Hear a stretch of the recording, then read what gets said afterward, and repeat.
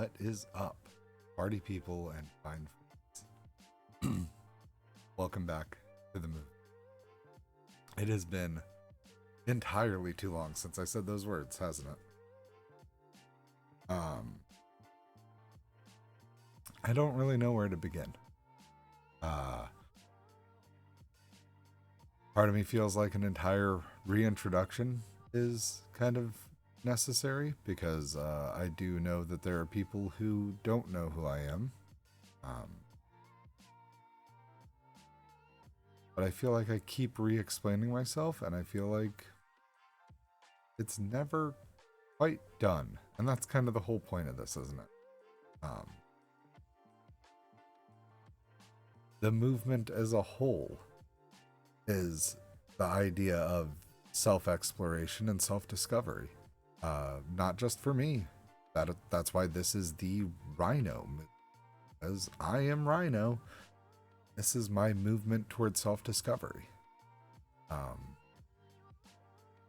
Self-expression, even.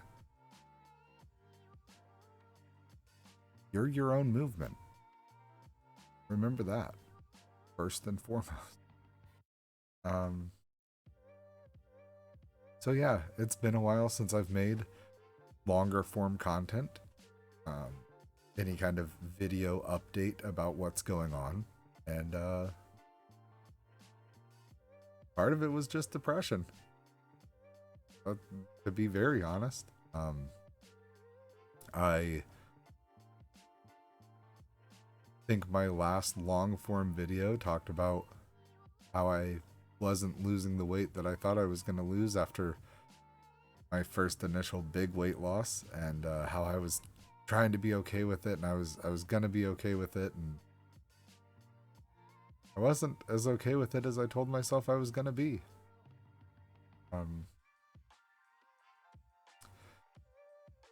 We had some birthdays and some celebrations and some big things happening in our family, and so I kept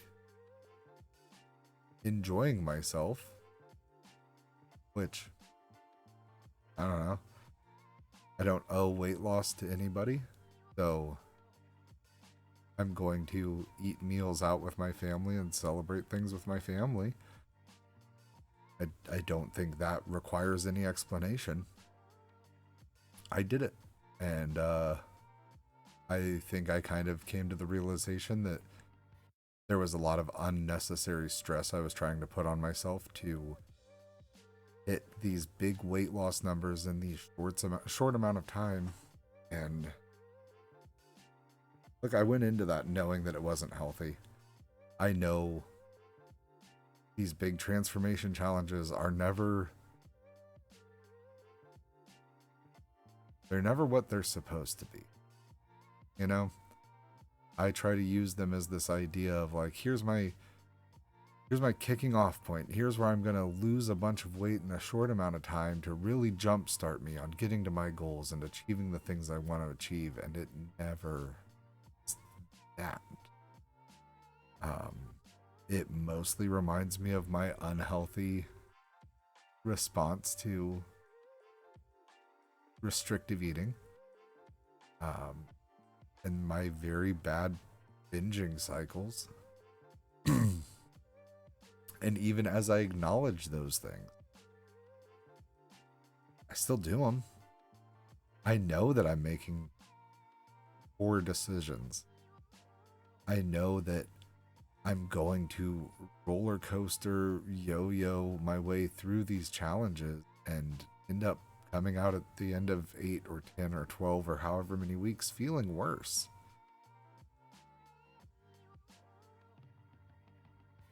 But I keep doing it to myself because I keep telling myself that this is going to be the time that I'll have it under control and I'll be better about it. I'll get it. This will be the one. It's not. I'm like, to an extent, that's okay. And like, not in that it's okay to keep putting myself through like semi-disordered eating or whatever that actually is. I'm not saying that part is the good part. what I'm saying though is that like it's okay to realize that I'm hitting this weird limit and like stop. I don't know. It's a conversation I feel like a lot of people need. It's a conversation I need to have with myself more often.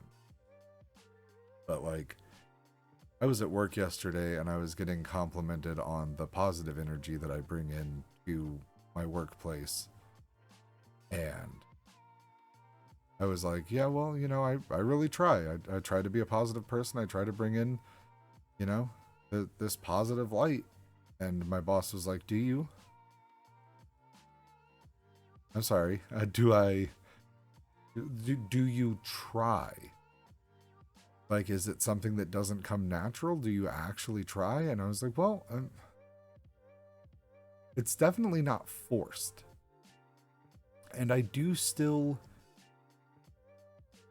make remarks and kind of air my grievances when something isn't going the way it should be or the way that I would prefer it to be. But I also know how bad life can be at other jobs. I know how bad life can be at home. There's no reason for us to make work harder than it needs to be. Like at the time I was like, yeah, like that makes sense. Like that's perfect. And then I thought about how much time I spend making life harder than it needs to be. I'm like, why? Like, social construct is a large part of it. Like, social norms, I guess, more accurately. But like, I understand that there are things that I should change in order to be healthier for myself, for my longevity, for my children. Those are things that I am working toward. I feel like I need to do these big crash course things because I feel like I need to get there faster for society to. Like, I get it. It feels real weird to hire someone who looks like me to coach your nutrition or to coach your strength training. I've never won help that much. I've never won like a major competition. I've never, you know, broken a world record. And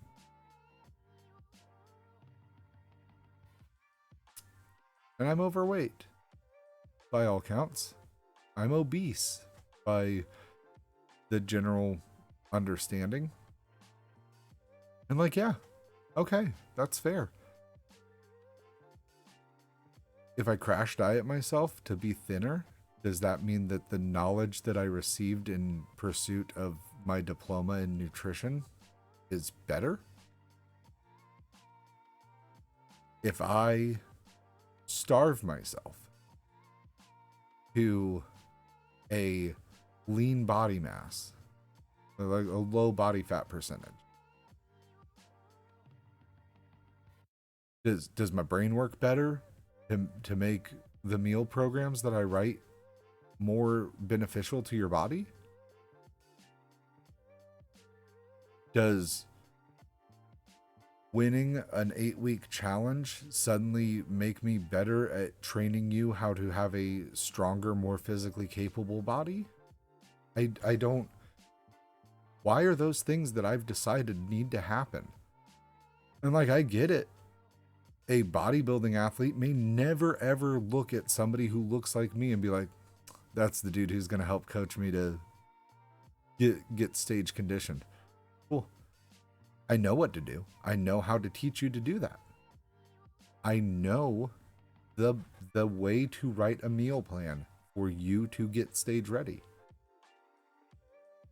If you want to write me off because of the way I look, I guess that's what happens. Like, yes, I am working on a healthier, lower, not stage ready body fat percentage. I'm working on a healthy, livable weight for myself. I am working toward that. Will I ever look like somebody who's stepping on a bodybuilding stage? Probably not. Probably not. Actually, I'm willing to say right now, unless some massive thing happens and I just like get a wild hair to just see one time, I will never try to drop down to single percentage body fats. I will. Nope. That's not for me. I want healthy, sustainable living and being fairly strong.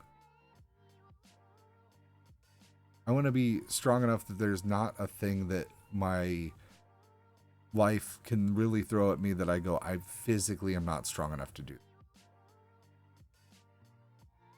I honestly am really looking forward to trying to find some ways to collaborate with some people who do different training methodologies. So I can just be like, oh, cool, I want to learn this one thing from you. There's a Olympic weightlifting coach, Zach Tellender, who I watch pretty regularly. I can't say that I've watched every single video because I don't always have time to sit down and watch YouTube like I would like to. But I will say that I've probably watched the bulk of Zach's content. If I could find a way to get myself to Texas, where I believe he's located, or end up somewhere that he's going, like if I could have gone to the Arnold this past weekend in Ohio and met up with him and been like, hey, teach me how to clean and jerk. I kind of understand how to clean. I taught myself based on the internet. I probably could use a lot of technique help on that. I don't know how to do it like a split jerk or even a push jerk, really. I know how to push press where my feet never leave the ground. Teach me something new. I want to pursue strength, and specifically I want to pursue some methodology that I've never tried before. I'm going on a lot of tangents. It's been a long time since we've talked.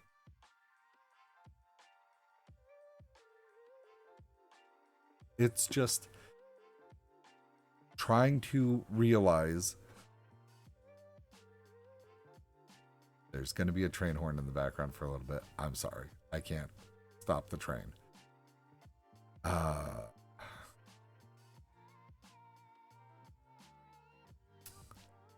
had a talk last night about personal hangups. And so there's this thing that I've been kind of doing where I'm trying to help like my external, like my aesthetics and things like that reflect more of how I feel on the inside. And a lot of that is that I am more drawn to like a cutesy aesthetic of things. Hence like the pink cloudy background in my videos. I have, it's not within arm's reach, so I can't really show it off. I have a bunch of little pins. Actually, I've got one pin here that I can show. It's this cute little jackalope. Little cutie. I've got a bunch of just like cute pins and buttons and stuff that I have hanging on my backpack that I wear every day. And like, I really want to like wear a pink hoodie and like, not even pink, just like, I guess the general concept is like soft boy. Not that I want to present as more feminine or anything like that. It's just, like, I don't like just wearing black and green and red and bullshit like that all the time. Like, I don't like just wearing like approved masculine colors. I don't like just expressing the parts of me that are like approved masculine. I really, all of this talk and concept kicked off last night because I was talking about how I really want like pink or purple headphones. Like big over the ear cans to wear to the gym.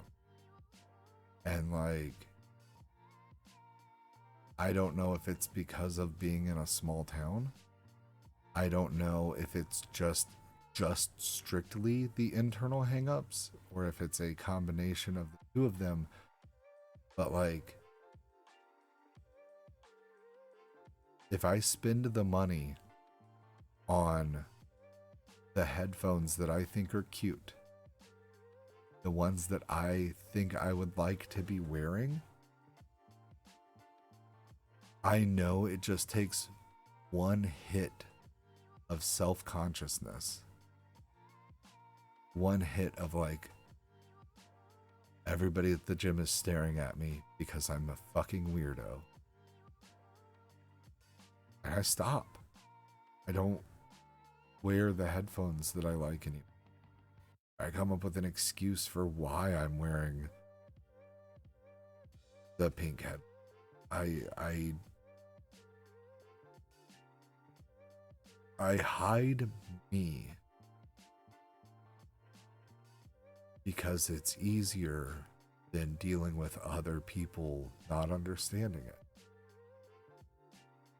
And like, this is entirely a self-perception. I don't know that anybody gives a shit. But I know that the second I feel like they do, I abandon what feels most comfortable to me.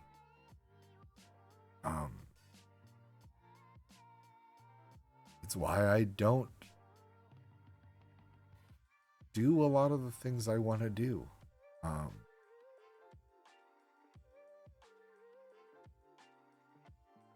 feel like a fraud a lot because I get on here and I talk about being yourself, and I push so hard for people to just like openly accept who they are and all of that. And like, this isn't even me battling with my identity or anything like that. It's literally me just being like, I'm not going to dress in the way that I find aesthetically appealing because other people may not, and I may catch some judgment.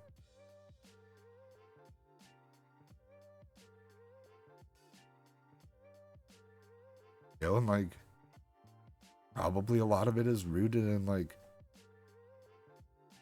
my big brother dressed the way he wanted when we were young, and he did all of the things that he wanted when we were young, and I started doing a lot of it to match him because I liked it and I thought it was cool. I thought it was rad that he dyed his hair and painted his nails and did whatever the fuck he wanted, like wore makeup. Like, all of that was super cool to me. And then like,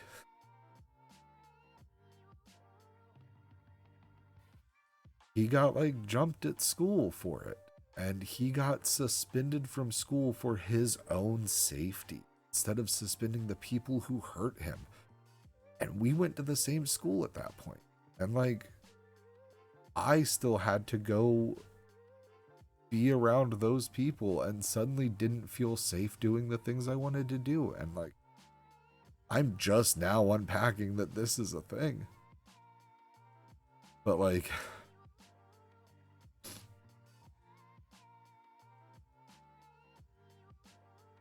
that's probably a lot of the root of it.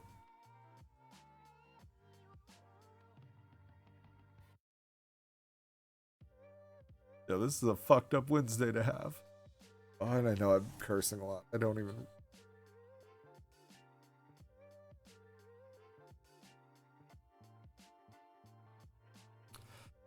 Like, it's the same reason that I have a pride flag hanging in front of my house, and I'm super happy that I have a pride flag hanging in front of my house, because, like, I don't give a shit what anybody identifies as. I don't give a shit who anybody's attracted to, and I think that being able to be openly supportive of that idea in a small town was, like, a big step for me. But then there's times where I'm standing in my front yard mowing my grass or putting up Christmas decorations or whatever, and, like, I feel like everybody that drives past my house is, like, recognizing me as being the dude with the pride flag in front of his house in a very small, largely conservative town. And I go, like, fuck, man, like, maybe it's a mistake for me to have this up.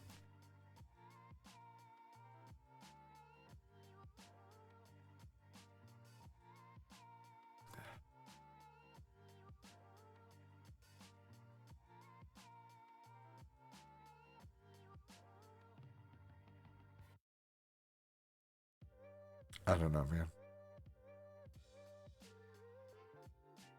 I'm not taking it down. I know that. I know I won't. I know that I'm just going to deal with people being like, oh, that's the guy with the gay flag in his yard. I don't.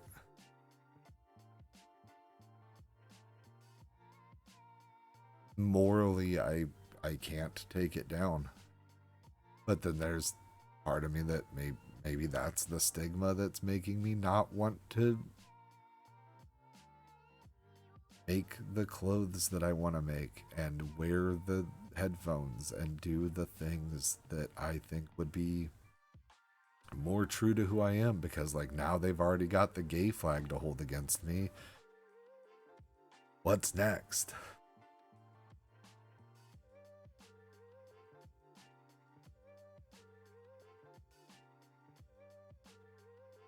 Oh.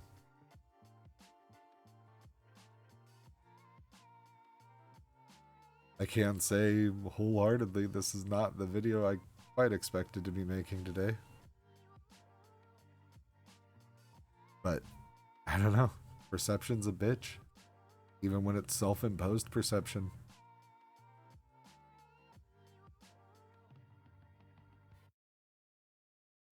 I want to be happier. I want people around me to be able to experience happiness for themselves and experience me as a happier person. And I feel like I'm constantly walking this fine line between the things that make me feel better and the struggle of everyone else's perception of me. And I don't know what to do anymore with most of it. I just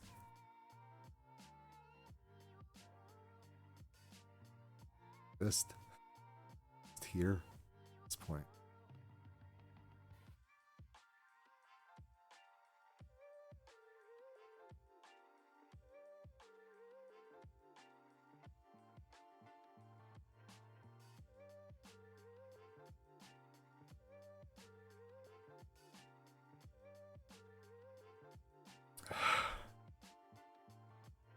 I've made it almost 25 minutes into this video and haven't even talked about the main thing that I was coming here to talk about, which is that I signed up for my next Strongman competition. It all feels so fucking silly now to just...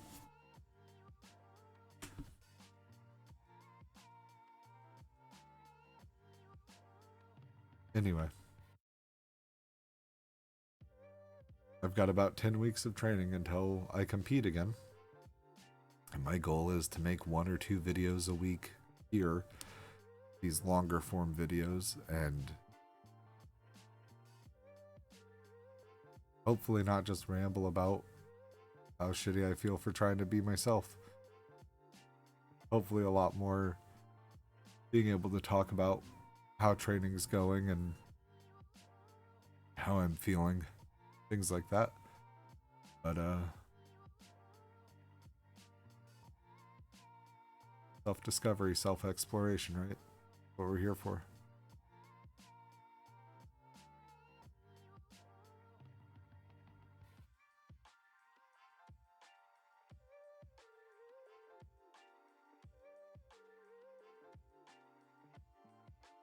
I don't know.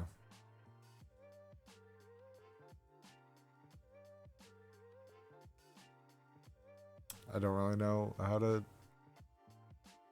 end it from here. We'll just end it. Just remember that you get to define what's great in your life. So when you go out there today, I hope that you do great things. I love you. I'll see you next.